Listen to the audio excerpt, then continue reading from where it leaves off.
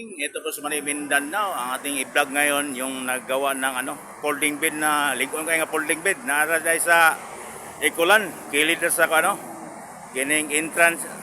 Entrance na siya ba? Entrance na exit. Exit nga terminal sa Ikulan, sa Davao City, Philippines. Yan ang atbangan ni Chowking. Yan. O sa Shell. So nararigi panghimo si Manong o kuan mga klase-klase nga himo sa folding bed nga ligon kayo. Para may bawaan sa mga tao tagpila no kini mo ni tag 15 manoy.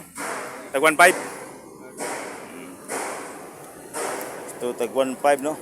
Ang tag 13 katon to katukunoy tag 13. So gusto mo og mangumpra na siguro og daghan siguro kwaon maka-discount siguro manong no.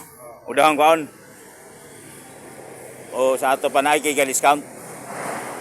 Dugay na po ka na pahimo ni manong, dugay na po ka naghimo ni. Mga pila na katuig. Ano katuig, so sakto-sakto yung experience. Pero taga Davao ra mo, taga Davao ra. So, naramo ni atong area atong area na to asa repitan ning mo ni pagawas sa mga bus diri sa particular sa Ikulan Davao City, Philippines. Kana mo na exit tarawan na ang bus mo ni forma sa bus mo ni pa exit. Ayan mo na siya. So para makabalo mo o asa ribet nagahimo ang maong pulingbing nga ligon kayo. Kasi kato lang ito po sa Manay Mindanao. Pagkikita mo ni Manong, usa pangalan mo Manong para manihan ka? Usa pangalan mo?